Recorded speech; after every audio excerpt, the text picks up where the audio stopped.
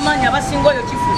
omulundi guli bakaleka yajja wano n'atematema abaana bange kati bakaleka ali ku lwani takyasobola kubeera wano mu Uganda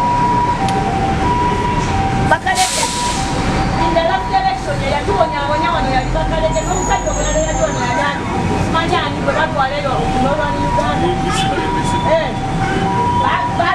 bakaleke yatematema abaana bange wano naye olwaleero bakaleke alira ku nsiko nga ne Museveni tanavaako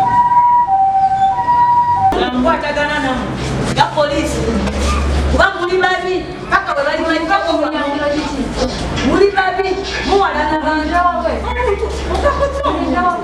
nti tosobola kumuwa koni bamukoze kati kyogamba ki ate mugenda mu ebyo bimba yemu amalala nkumanyi olina amaanyi tewetagana kumbuulira nkumanyi kifudde kumanyi olina amaanyi esinajja wano kuyombagana naawe sikulinaako mutawana nawe tulinako mutawana okola mulimu gona ngebiku byafuze abasirikale wano nga ne DPC yennyini mwali ali ku kitanda mulwadde wa COVID ku polisi ya wane mukono tewasaana kusibirawo muntu kubanga abaliwo bonna ba suspects ba COVID DPC yennyini baganya n'omutwala mu malwaliro ga gavumenti bamukwese wali DPC yennyini COVID yamuluma nabo bennyini ba suspect kubanga oli munnaabwe babadde babeera naye nga batulugunyana abantu kati polisi ye mukono okujjako ng'omusibazizza omusango gwa Naggomola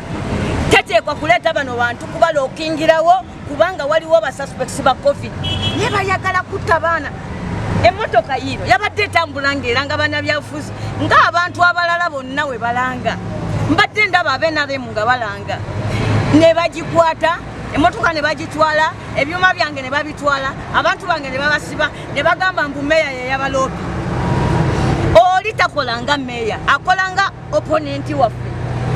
naye yennyini abadde ng'ateekamu n'emizindalo ne gyetooloola nga gimwogerako lwaki batulugunya abantu bange ekirala nyombera abasibe bonna abalala abali omwo abali ku busango obutonotono njagala babawe bondi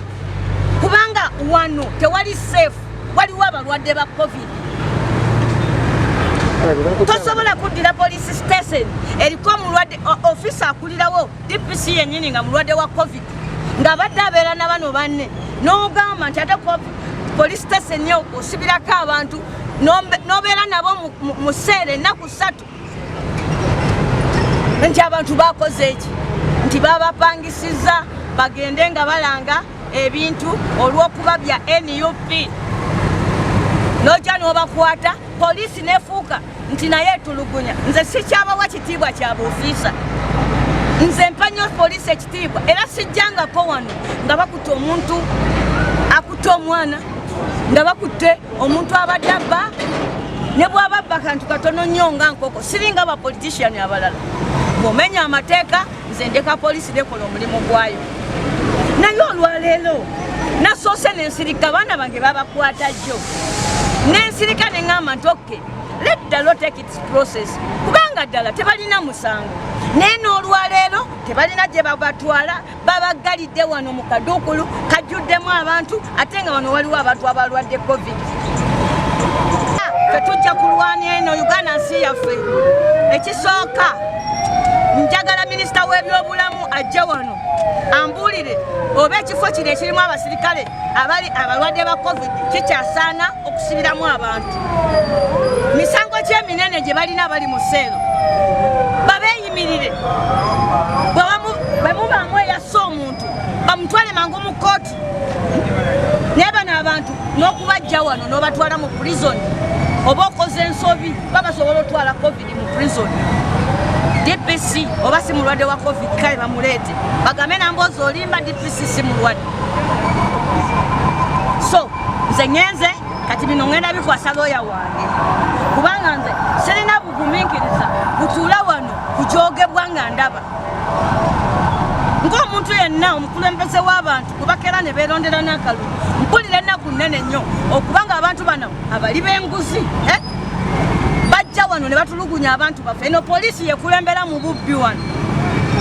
Abantu bonna babatulugunya, abaana bali omwo mu ssero babasaba ssente emitwalo 2, emitwalo 10. Bakwata buli muntu yenoowa kasita bakulaba nga olina akantu konna akekuusa ku Kyagulanyi nga bakukwata bakuteeka wano bakujjako emitwalo 2, 3, 4, 5. Kati olwakutta abo nga tebalina ne babagamba bannamboze nga bamanyi tebasobola nze kunsaba ssente. Kati kyova olaba babeerippako mu bakama baabwe babasiime.